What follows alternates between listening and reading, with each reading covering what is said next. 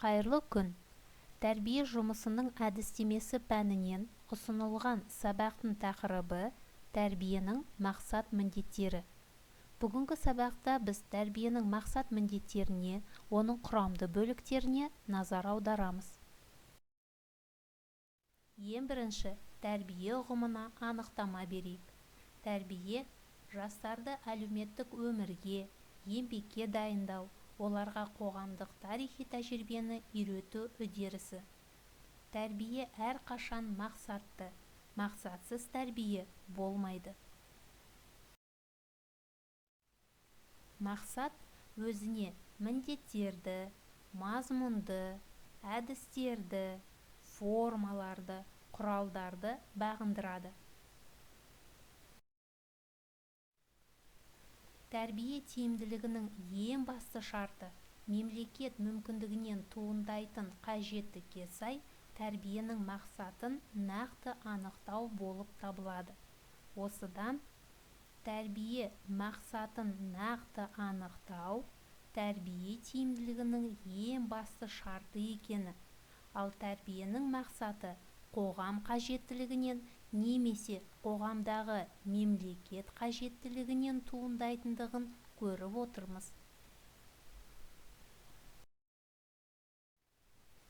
Жалпы адамзаттық тұрғыдан тәрбие мақсаты тұлғаны жан-жақты және жарасымды етіп тәрбиелеу.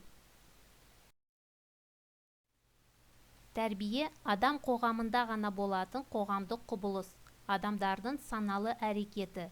Тәрбиесіз қоғам өмірі ілгері дамымайды. Ол алғашқы қоғамда еңбек пен материалдық өмір үдерісінде пайда болды.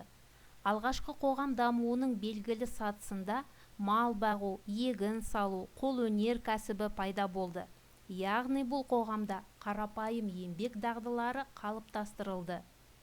Адам қоғамы дамуының белгілі сатысында алғашқы қоғам орнына құлдық қоғам пайда болды. Бұл қоғамда дене тәрбиесі қалыптастырылды. Феодалдық қоғамда діни тәрбиеге, әскери тәрбиеге ерекше назар бөлді. Капиталистік қоғам индивидуализм негізінде үйлесімді дамыған тұлғаны қалыптастыру мақсатын көздеді. Социалистік қоғам ұжымдастыру негізінде тұлғаның дамуына жағдай жасауды басшылыққа алды. Қазіргі қоғамдағы тәрбиенің мақсаты дені сау, ұлттық сана сезімі оянған, рухани ойлау дәрежесі биік, мәдениетті, парасатты, еңбекқор, жан-жақты дамыған жеке тұлғаны қалыптастыру. Қазақстан Республикасы өз алдына дербес, тәуелсіз ел қатарына қосылған соң, ұрпақ тәрбиесінде жаңа мақсат-міндеттер туындады. Олар Қазақстан Республикасының білім туралы заңында жазылған.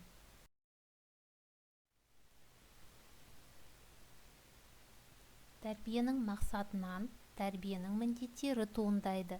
Тәрбиенің негізгі міндеттерін қарастырайық.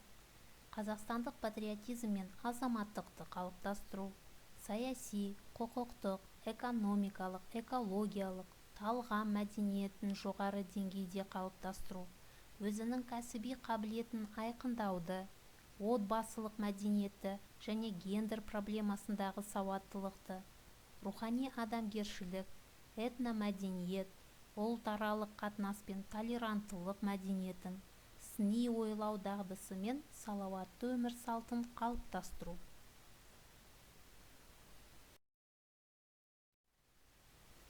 Мектептегі тәрбиенің басты міндеттері теориялық білімді еңбекпен, өмірмен байланыстырып жүргізу, оқушыларды еңбек тәрбиесіне баулу, оларды политехникалық, экономикалық, экологиялық біліммен қаруландыру, кәсіптік бағдар беруге тәрбиелеу. Тәрбиенің жалпы мақсатын жүзеге асыру ең алдымен тәрбиенің құрамды бөліктерін немесе бағыттарын немесе түрлерін байланыстырып шешуді талап етеді.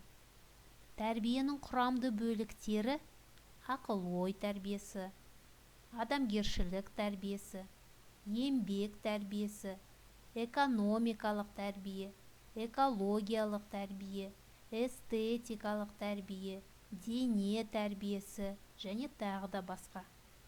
Тәрбиенің құрамды бөліктерінің бірлігі мен өзара байланысының нәтижелі болуы ең алдымен мұғалімнің шеберлігіне, жалпы дайындығына байланысты. Сондықтан ол өзін-өзі дамытып, барлық іскерлігі мен білімін баланың бойына адамгершілік қасиеттерді тәрбиелеуге және қалыптастыруға әрқашанда дайын болуы қажет. Міне сонда ғана мектептегі тәрбие жұмысы жемісті болуы мүмкін. Тақырыптың теориялық материалы бойынша өзіндік тексеру жұмысын жүргізіңіздер.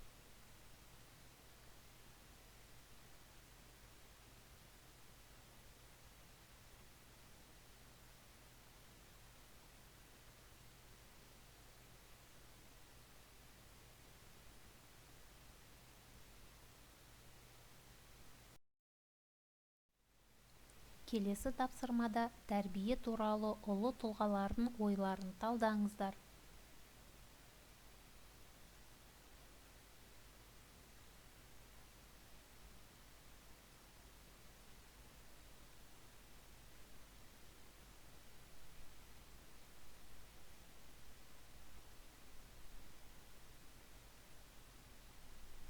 Назарларыңызға рахмет.